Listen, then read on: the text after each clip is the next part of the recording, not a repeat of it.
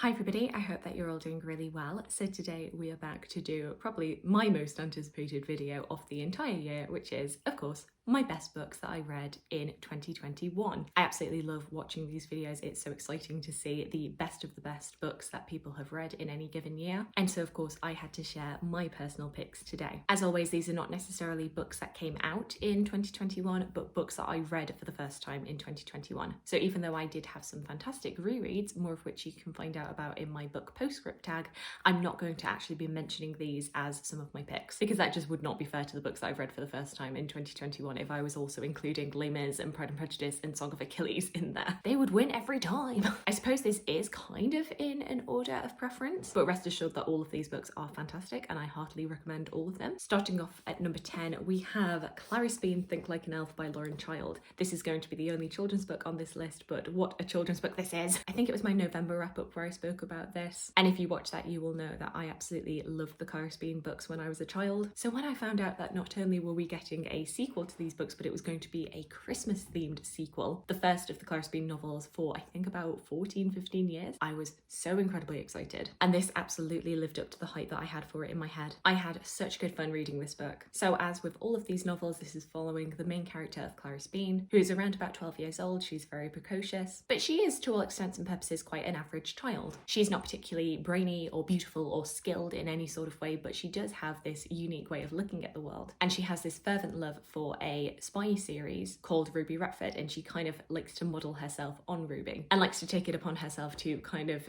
dig her nose into other people's business, to kind of uncover everyday mysteries that are happening around her. That makes it sound like much more of a mystery book than it is, but it really is the way that she views the world. And in this installment of Clarice Bean, Clarice has been told by her parents that even though Christmas is coming up, it's going to be a much more subdued affair than previous Christmases. It's not going to be the normal Christmas where she would have more than a dozen people around, of friends and family. It's just going to be her immediate family this Christmas, and she's feeling quite disheartened about that. But Clarice has resolved that she is going to think like an elf and provide some much needed Christmas cheer. And this book basically chronicles all of the hijinks that ensue, because as you would expect, things do start to go wrong. And it's really about how King Clarice and her family really pull back Christmas and make it an enjoyable one. I think actually this was just the kind of book that people needed this year. Even though this book does not refer to the pandemic at all, I think a lot of children would be kind of relating to this idea of Christmas not being the way that you would expect it to be. Maybe last year and this year you didn't have the same people around as you normally would expect, but how do you keep up a positive attitude about it? How do you keep the Christmas feeling alive? And I think that this book really speaks to that. Now, there is a bit of a happy ending of this book that is maybe not necessarily as relatable with a pandemic Christmas, but it is really uplifting, it is really funny, and it just brought me so much joy that I couldn't not include this on my best books of the year. Next up we have Unwell Women, A Journey Through Medicine and Myth in a Man-Made World by Elinor Cleghorn. This is a non-fiction history book all about the history of medicine, illness, treatment of women through centuries, through millennia. And very similar to another book that I know a lot of people have been loving this year, Pain and Prejudice, really charts the way that women's illness has been pathologized, has been seen as unimportant, as women being hysterical, basically the medical profession not really taking women's pain seriously, and the devastating consequences that this has. Something I really like about this book is that it also delves into some of the intersections within that, particularly how this can also differ down racial lines, particularly through the 18th and 19th century, looking at Black African slaves were treated absolutely horrendously by their white enslavers, and this being justified through the lie that if you are Black, your tolerance level is higher, and so that would justify them performing absolutely brutal, horrendous acts in the name of science. This in many parts is a very devastating read, and there are some moments in here that will definitely make your stomach churn, so definitely be aware of that going into it. I love the writing in this. You can tell that there is this deep underlying anger throughout Elinor Cleghorn's writing, and it really powers you through the book, really drives you through. Obviously what is happening is traumatic and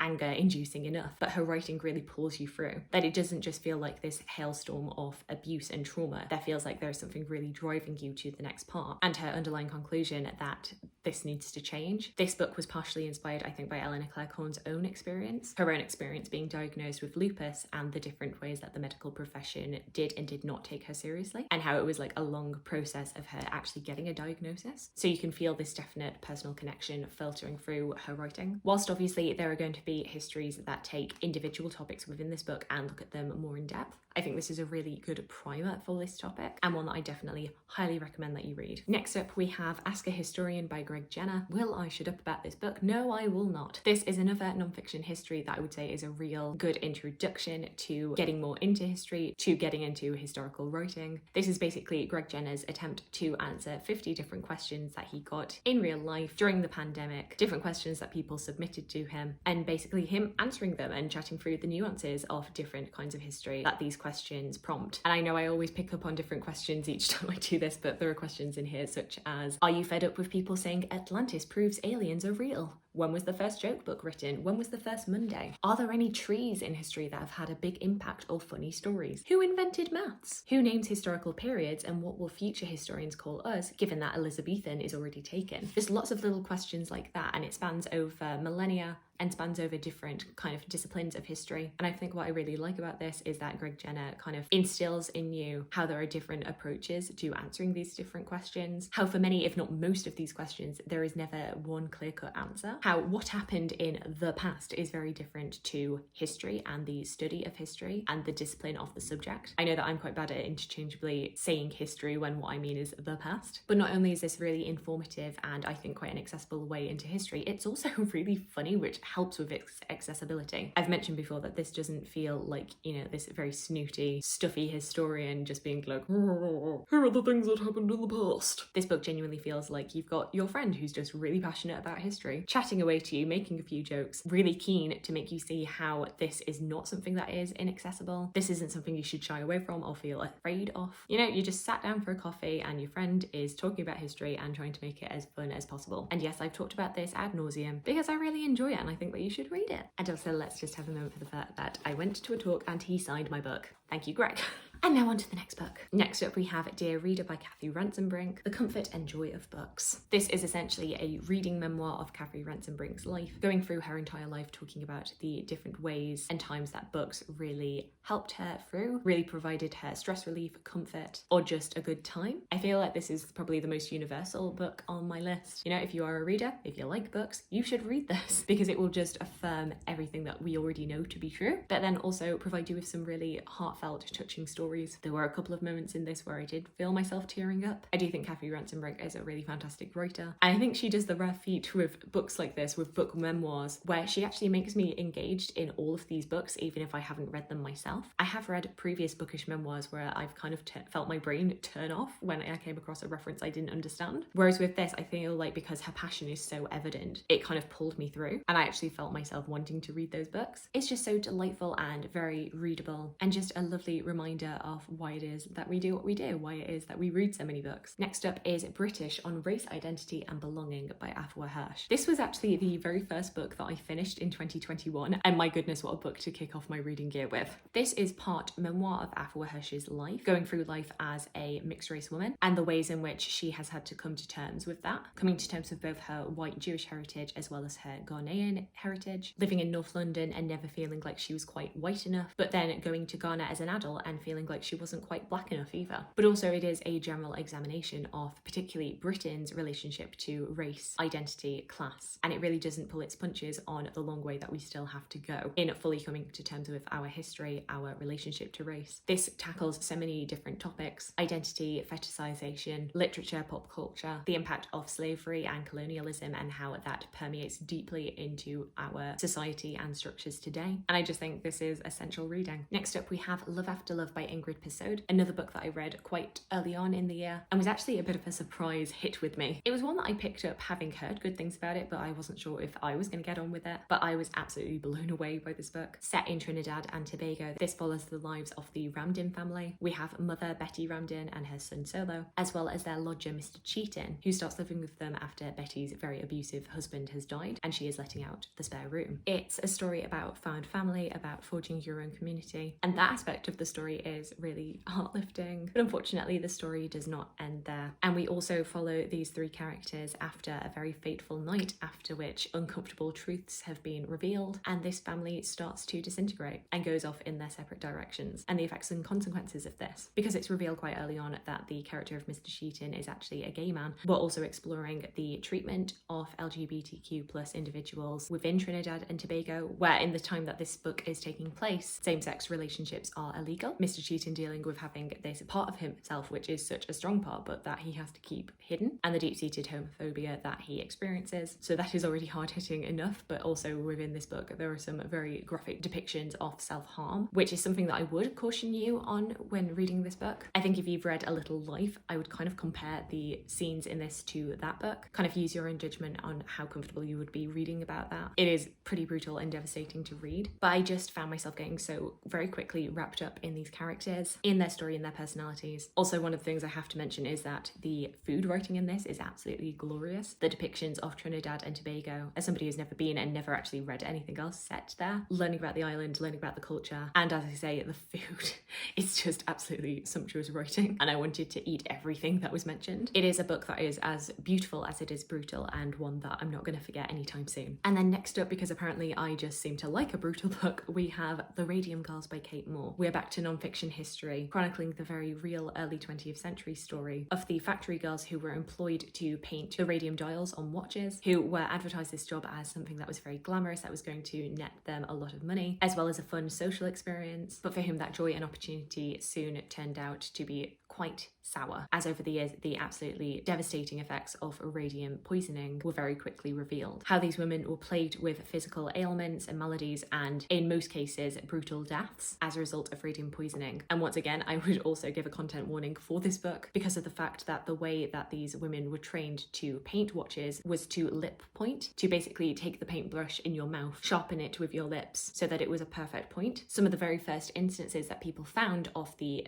effects of the radium poisoning were all oral related, so issues to do with the teeth and the jawbone. As somebody who is very scared of any sort of ailments to do with the mouth, I did not have a great time reading these sections, and this book does not pull its punches on what these women went through, quite rightly. Not only is that, you know, hard-hitting and devastating enough, you then go into the legal drama surrounding this case, because these women started reporting what was happening and they were not believed. Repeatedly, again and again and again, these women were denied justice at every turn, and it is just infuriating to read about. The ways in which these radium companies would exploit every single legal loophole that they could to make sure that they didn't have to pay out for what they had caused. And I think what is most hard-hitting about this is how incessant it is. Every single time that you think that these women have come close to getting the justice that they deserve, you realise, oh, there's another 200 pages. This doesn't end here. And it is just soul-destroying to know that so many of these women died in vain. Very, very similar to Unwell Women, being told that they were being hysterical. Some of these women had listed on their death certificates that the illness that killed them was not a result of radium poisoning, but that it was syphilis, because that was a way of these companies being able to place the blame back onto these women, of saying, no, it wasn't anything to do with us, it was their own immoral behaviour. And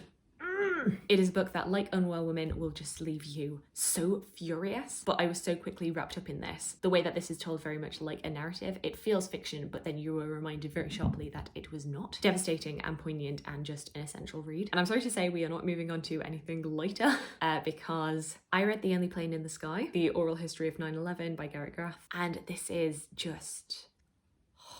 So as the title suggests, this is a history of 9/11, taking various oral testimonies from people who experienced the day, spanning from the day before 9/11 to the week after it, but then also looking at the legacy of 9/11, particularly what I found very poignant as somebody who, you know, I did experience the day, but I was only 6 years old when it happened, so my memories are not very strong. You do get a little snapshot into different young people's experiences of the impact of 9/11 and what they knew about it and the effects that they saw growing up. But the main meat of this is, of course, the day itself. And as you can imagine, once again, a very brutal read. I think what I found most notable in this are all of the occasions, not where people's testimonies differed, but where it was the same. The different things that people picked up upon again and again and again. Things like how blue and clear the sky was that day. How people thought that not much was going to be happening, and then suddenly their entire world just imploded. You've got testimonies from people who were inside the buildings, testimonies from the firefighters, testimonies from the Pentagon, from school children, from parents, very much painting the picture that even though this was an event that took place largely in Manhattan, that this was an event that really had effects that ricocheted across the world. I think what's very chilling when you listen to it is that there are also transmissions included from the planes that were hijacked. I highly recommend listening to this on audiobook if you get the chance. I think that even though the physical book will have a great impact, I think listening to it, getting these stories as they were originally transmitted to the author, is really the best way to go about picking this up. Obviously, I was picking this up around the 20th anniversary, so that in itself was very poignant, but this is definitely not a history to be reading around an anniversary. This is something to pick up at any time, and really coming to terms with it and really processing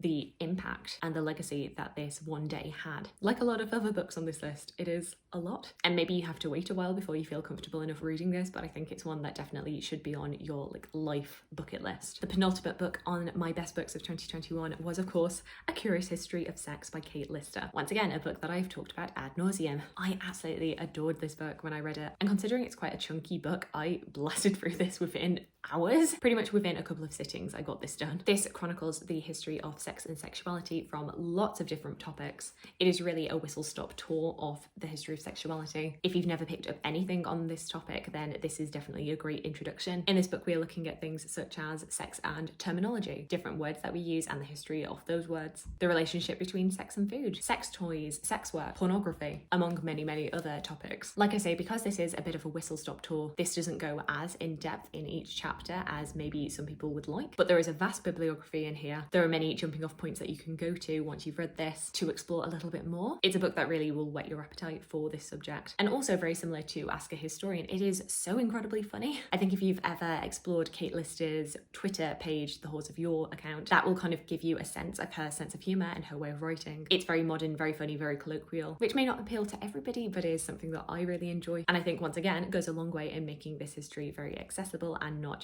high in the sky, elitist, academic, no one else can touch it. A book that very much inspired my super sexy history books videos. I think it's great. You should read it. And then finally finishing off with a fiction book. I have noticed that even though my split of what I actually read, the 114 books I read in 2021, was around about, I think, 30% non-fiction to 70% fiction, and that was including plays and poetry, not just straight non-fiction. I think when you're looking at that, the numbers go down to about 20 to 25% non-fiction. But the fact that in my best books of the year, I have the complete opposite. 70% of my best books were non-fiction, and then only 30% were fiction. I think that maybe says something to me about what I should be prioritising in the new year. But regardless, the best book that I did read this year was fiction. I think you could all see this coming a mile away. My favourite book of the year was The Invisible Life of Addie LaRue by V.E. Schwab. This is a book that when I heard people talking about, I thought this is either going to be an absolute hit or I'm gonna kind of hate it. And as we can see, I love this book. This is one that has gotten so much buzz and attention on BookTube, and I can certainly see why. In this book, we are following the main character of Addie LaRue, who we meet in 1714 in France. She's 23 years old. She is about to be married off to a man that she doesn't love, condemned to a life of sameness, of living out the exact same life as everybody else in her town, never getting to explore the world,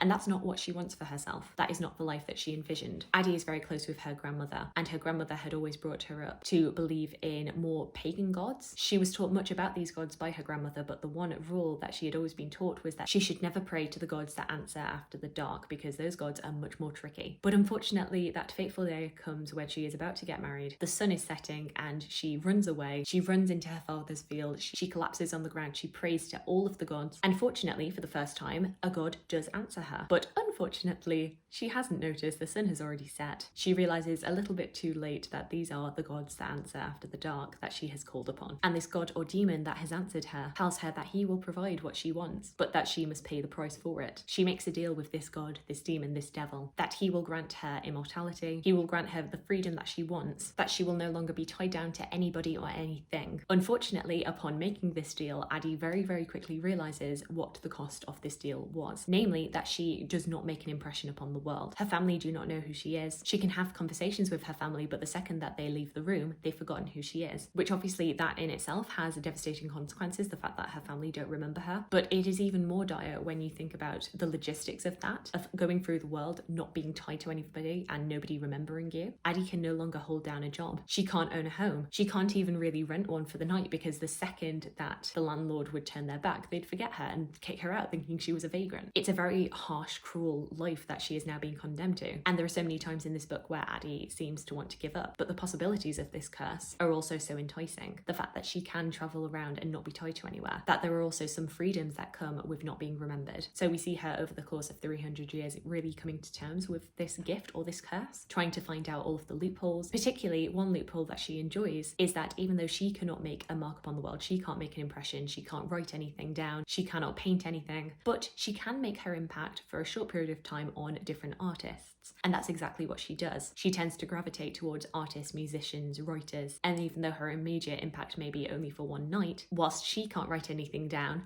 they can. They can take inspiration from her and then use it to fuel their later artwork. That is one part of the story, but this book is told in two separate timelines, one going from 1714 onwards, but then also one that is taking place in 2014. By this point, she has travelled from her hometown in France over to New York City. And in 2014, she comes across a young man who, for the first time, seems to remember her. And the second story is her really trying to work out how it is that this man has become a bit of a loophole. How is it that he is remembering her when so many others over so many centuries have forgotten her? It's the story of her getting to know this man, having this deep connection with him. Is it all just too good to be true? This is one that I actually read twice this year, once back in February when I first read it, but then also in December for the I Should Have Read That book club, because I was a little bit cheeky and included this as one of my picks. And I'm so glad that I did, and I'm so glad that I got the opportunity to really share this book with Shannon and Clarice, because I just think this is such a moving story. This book about love and life and what it means to be truly free. I originally found out about this book over on Jennifer Brooks' channel, and when I expressed an interest in it, she said that it really hits upon what she called our mutual branches of weird, and it really does. It has this deal with death trope that I love. It talks about history, about literature, art, music, somebody who is immortal living through many, many centuries and the effect that that has on them. It's a book that touches upon literacy, upon making your mark on the world, upon women's place in society through history. Just so many boxes that were ticked for me, which is why I did think that I was either going to love it or it was going to fall spectacularly flat. But for me, this was a win. Absolutely the best book that I've read this year. I don't know if it's going to incentivize me to read more V. Schwab, because the impression that I get is that her books are much more fantastical than this. Obviously, this does have fantasy elements to it, but I feel like this is grounded in a little bit more realism with the history element. So I don't know. Do let me know what you think. Do you think I'll get on with her other books, knowing my reading taste? I absolutely loved it. I think everybody should read it. So there we go. Those are my best books of 2021. I cannot believe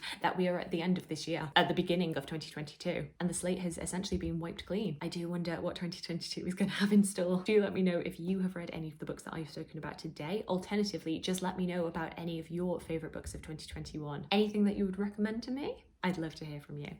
I hope you're having a fantastic, fantastic day, and I look forward to talking to you again soon. Thanks. Bye.